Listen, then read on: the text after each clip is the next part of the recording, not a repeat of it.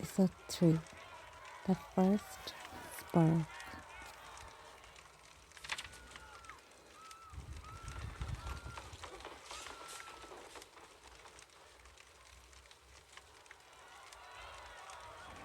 We were just a couple of steps behind Sue. A flaming tree crackled in the distance, and you could see dogs, slighted people and animals running away in fear.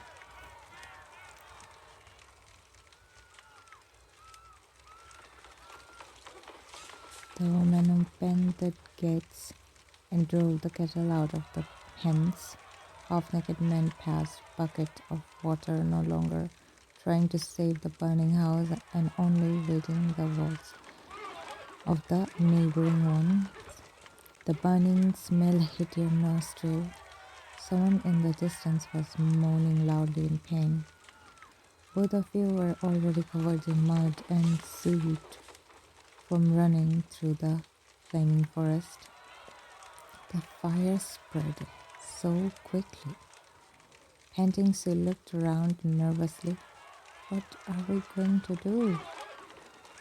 We need to split our focus on saving Zizi's house, stop the fire from that direction. Split up. What? No. We'll be able to do more if we split up. It'll only get hard because we won't be able to watch each other's back. Sue, Tiamata, damn you. I'm not a child. It's not safe for you to fight alone. Spurred on by choking bitterness, you couldn't hold back. Yeah, just say it. You think I'm a weakling? Sue frowned and crossed her arms, clearly unhappy with these turns of events.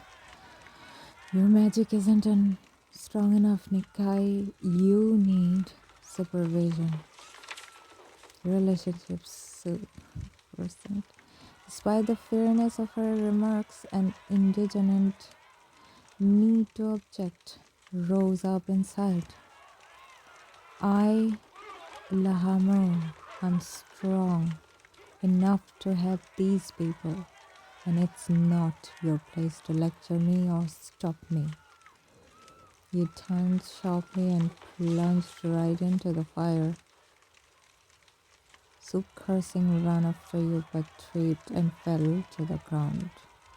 By the time she looked up, you were already gone.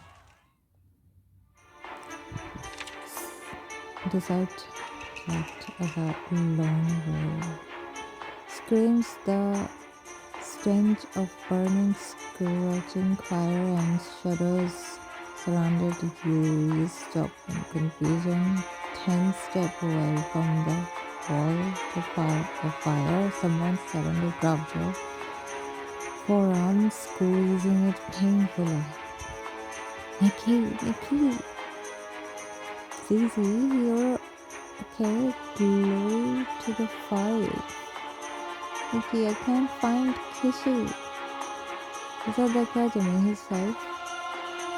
She froze, her eyes widened even more, her hands shook. Is he? With the maids?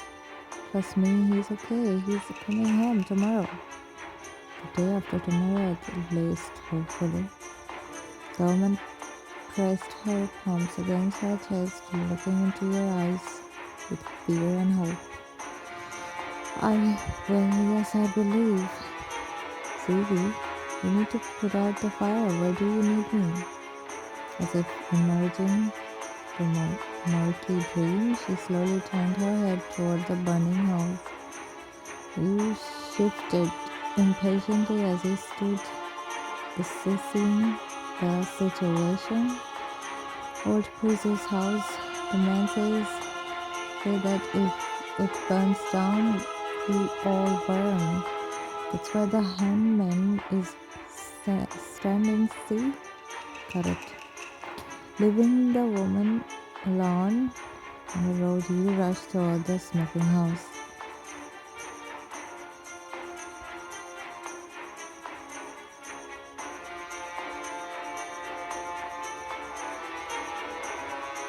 The crowd was worried and restless, but working together. Get some water, guys, faster! Standing near the line of people with buckets, you breathed in a mix of smoke and hot sparks. I'll help with the bucket. Use magic. Magic isn't just strong enough. I can handle it. I can handle it. Spreading your arms to your sides, you try to control the flame. Good chills run down your spine when your will collided with the will of the fire. It felt like a ferocious wild animal trapped in a cage. You jittered your teeth and clenched your fingers, trying to contain the fire, which was alive, ferocious, and accustomed to complete freedom. Really is weak and cannot subdue the fire. It could never obey a second-rate magician. Your fingers flickered with pain. Your head ached terribly, and something wet and hot dripped from your mustache. You're bleeding now. The flaming torrent clouded your consciousness. Something rumbled and cracked. People screamed. Get back! Someone knocked you down, making it hard to breathe. A second later, the flaming wall of house collapsed onto the temple. God damn it. Swearing furiously, the headman pushed you to the ground. The pounding in your head was even louder. It felt like it was about to burst. You felt hurt and confused. Why are you here? Go back to school, you useless. You crouched, trying to catch your breath. Guys, move faster. Maybe you can still save the house. Suddenly felt Sue's thin hand pulling you up. Are you okay? I think I burned my wrist. Fire, move toward the forest. Water, take care of the rivers. Jim, take your squad to the well. The villagers screamed and scattered to the side. The student landed near the forest one by one and immediately rushed toward the fire. Almost all were fire and water Megs, but you noticed a couple of earth builder among them. Get up, we need to get you out of here. You can still help. I want to fight. Not so fire, Meg.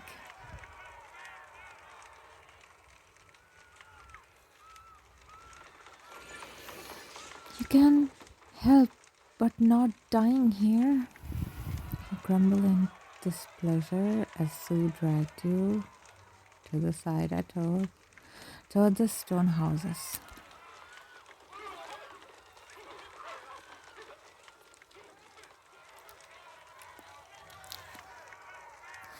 Okay, you promised not to go running through the woods anymore today. His voice was like a slap, forcing you to straighten up sharply. It was for a good cause, Warden. He was surrounded by hellfire. The flames were raging around him, soaring up, trying to touch the sky. Sue shrank under his gaze, but he was still breathing heavily, looked straight into his eyes. You put your life in danger twice in one night. Wanted to help. He waved his hand, dismissing your argument. I'm not interested in your motives. But my student, I'm responsible for you. You made a promise. You will be punished. Now go so straight from here to the academy. If you make a detour into the woods, I'll find out and you'll both get punished. Is that clear? And turning away from you, he rushed into the very heart of burning village. So exhaled heavily dragged you in the opposite direction.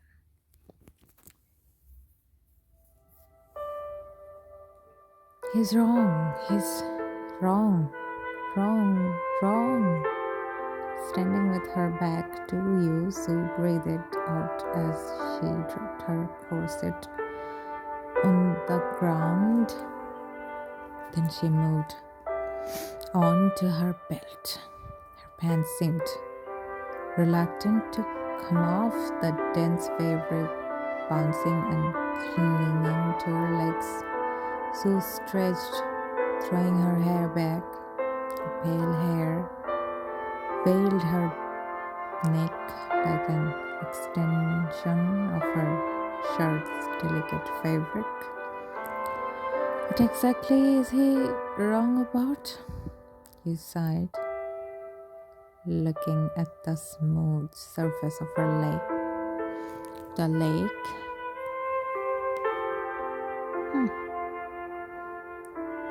He has no right to punish me. He might be right,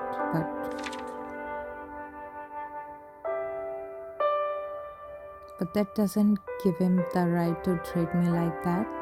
Yes, it does. She puts her hand on your hips and gave a stern look. You rely too much on the fact that you're in his good grace, and he gives you too much slack. But you risk your life too. And I deserve to be punished too, especially since we came here instead of going directly to the academy. It just pissed him off more than I did. Shrugging her shoulder, Sue stepped into the lake's refreshing water. Goosebumps covered her skin. Two hard spots were noticeable beneath the fabric of her shirt. You watched her waterly lap over Sue's bare foot. It rose higher, leaving weight marks on her knee and thighs. Sue's breathing was heavy and racked from the cold, pleasant contrasts to the recent raging flames. The wet shirt hugged her body tightly, becoming almost transparent. Finally, a little moan left her lips and she plunged suddenly into the water until it was up to her neck. Oh, so nice. After taking a few strokes, she turned around and waved her hand. Come on, you're all dirty too. You rubbed your shoulder, leaving around another stain on her shirt and sighed.